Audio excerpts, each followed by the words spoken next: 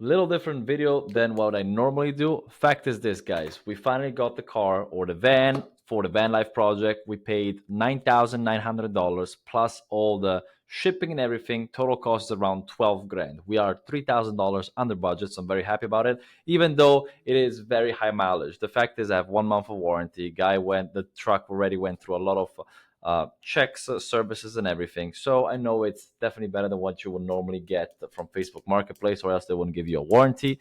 I worked in dealerships. There are minimum standards you need. So I'm happy with that, and I was happy to buy it for less than what you'd normally find it on Facebook. Now, what are the next steps? Let's go check the car itself here. I'm gonna put myself here. This is the van. The first thing I'm gonna have to do is to remove a lot of the side panels that are inside, which are these ones here. I noticed that the cover that separates the driving side from the van itself can be easily removed, which probably means I'm gonna remove it. I don't want to use this wall here. I don't like the formats where you have the kitchen here. I think it's messy. I like the normal concept where you have on one side some stuff, on the other side some other stuff, and then the bed in the back, which is the format we're gonna go for. This will have to be thrown away or reused. I don't know. We're gonna figure out what to do with this. Probably resell it, maybe get some money out of it. Why not?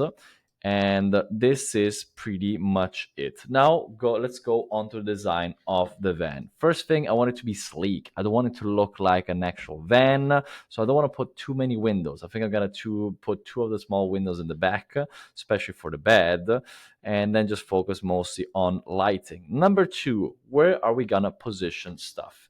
And in this case, I'm gonna drop it back here, take my little camera we have here, and show you what my idea. Boom, you have it right here. So this is the van, and these are, let me turn this around like this. Actually, no. I don't know why it shows upside down. Fact is this, if these are the seating positions, I'm gonna have on one side the shower and the sink with a little bit of countertop or a seating position, with the bed in the back. And on the other side, I'm gonna have the stove, cooktop, maybe put a microwave, some cabinets up top. The door should be this.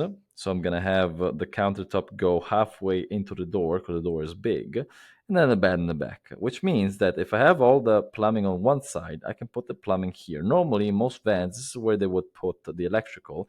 Now, this is upside down, guys. Sorry for that. But on this side, this is where normally most van life people put their electrical, and then they put the plumbing on the other side. I want to do the opposite. So put the plumbing and the gas heating for especially the water on one side, this side here, so that it goes straight onto the plumbing. I don't have too much plumbing to do and less places where I could have leaks. And then the electrical on the other side that goes into the places where we need more electrical, where we're going to have more lighting, and then send the cable for the alternator charging under the floor into the fuse box that then connects to the alternator and everything.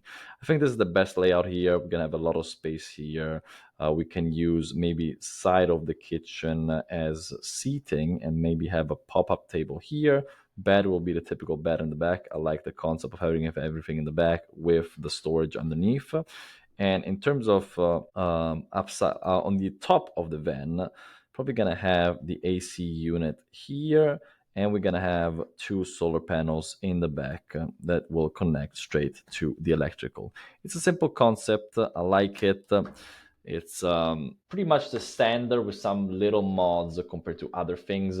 What are we gonna have as amenities? I definitely want a shower. I definitely want the sink. I definitely want the microwave and the stove cooktop to cook. I want it to be a van where you could live inside, so I can sell it both to some people that want to use it for vacationing or to potentially live in it for a little bit. I want it to be pretty self-sufficient, so it's gotta have solar systems. It's gonna have alternator charging and also the charging station where you can just plug into it. I want the propane heating. I just gotta figure out the tank and everything. Why is that? Because I don't want the electrical to be drained too much. And then of course normal AC system just from top. It's going to be 12 volt. That's probably one of the most expensive things. And that's pretty much it for the layout. What are the tools that I'm going to need? I already started to talk to empty stores about the tools I need. I'm definitely going to need a track saw. with tracks. Those are expensive. It's just simply a track that enables me to make perfect cuts. I like that more than a normal table saw, unless you have a huge industrial table saw. I think that one is way more precise. I'm gonna need a router tool just to make the good cuts and make especially things like the butcher block countertop look nicer, and to make the wood in general look nicer. What kind of wood are we gonna use? I'm debating whether to use normal wood or just compressed plywood, which is very well finished and nice to paint on. Probably gonna go with that. We're gonna figure that out. And for now, I'm just waiting for the van. The first couple of jobs will be just to take down all that wood, resell the things that I can resell, like the ramp, which I think will make me a lot of money, and just go on from there. So that's it. That's the little update. MFT Store is as well always sponsoring this.